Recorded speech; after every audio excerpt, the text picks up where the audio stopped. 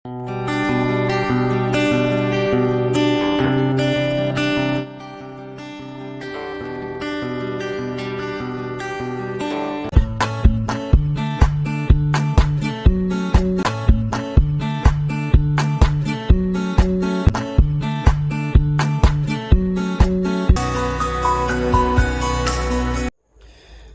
हो, क्या बात है।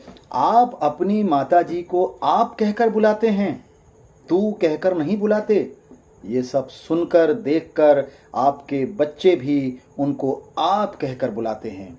यही संस्कार तो बच्चों में आगे चलकर गरिमा, मर्यादा, इज्जत, तहजीब के असली मायने साबित करते हैं। नहीं तो कहते हैं, दिया तले अंधेरा, आकर सबको अज्ञानता ने घेरा। इसलिए संस्कारों की परिपाटी और संस्कारों का प्रकाश सुनहरा जीवन में जरूरी है और जीवन को उजाला देने के लिए बिल्कुल लाजमी है और आवश्यक है कि संस्कार हमारे बच्चों को मिलने चाहिए।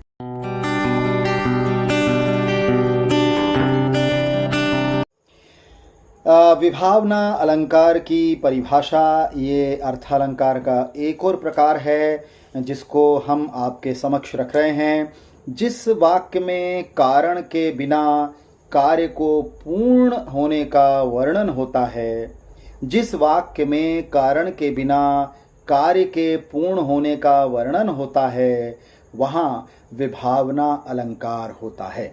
एक और परिभाषा के अनुसार जब कारण न होने पर भी कार्य का होना बताया जाता है, तब भी वहाँ विभावना अलंकार होता है।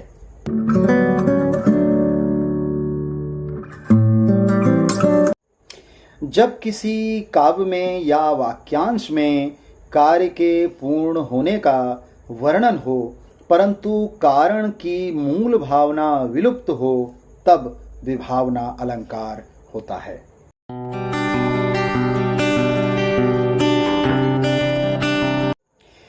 उदाहरण के जरिए विभावना अलंकार को हम स्पष्ट रूप से विस्तारित रूप में समझते हैं। उदाहरण पहला, बिनु पद चले सुनु बिनु काना, कर बिनु कर्म करे विधि नाना, आनन रहित सकल रस भोगी, बिन वाणी वक्ता बड़ जोगी। बिन वाणी वक्ता बड़ जोगी।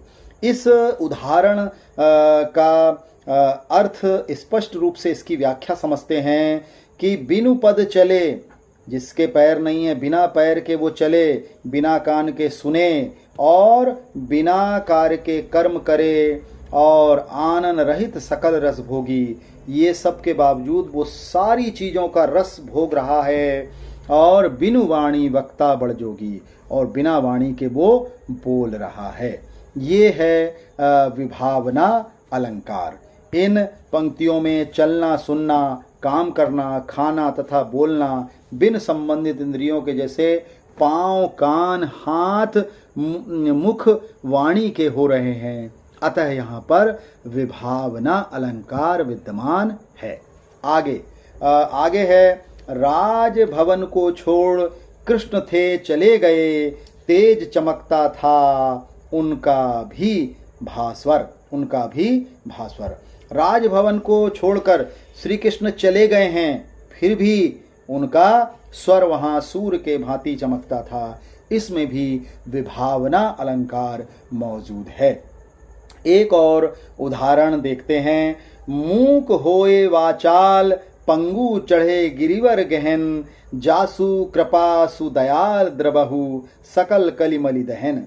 ये पंक्तियां स्पष्ट रूप से यह अर्थ दिखाती हैं कि जो गूंगा है वह बोल रहा है, जो पैर से लंगड़ा है वह पर्वत को चढ़ रहा है, और जासु कृपा सुदयाल द्रबहु, जिस पर भगवान की कृपा है वह सभी प्रकार के रसों का पान कर रहा है। इसमें भी विभावना अलंकार मौजूद है।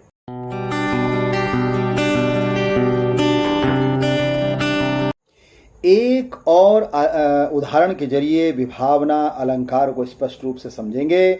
बिन घन श्याम धाम धाम ब्रजमंडल में ऊधो, नित बस्ती बहार वर्षा की है। नित बस्ती बहार वर्षा की है।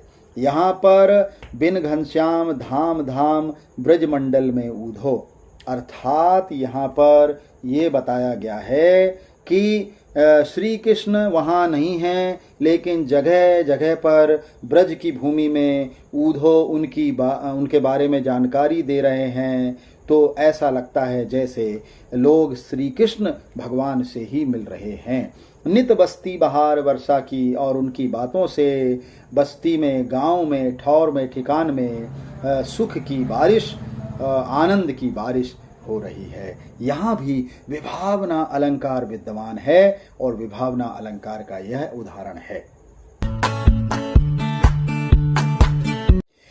तो ये अंक था विभावना अलंकार का, और विभावना अलंकार की परिभाषाएं और बहुत से उदाहरणों के जरिए विभावना अलंकार को हमने आपके समक्ष प्रस्तुत किया।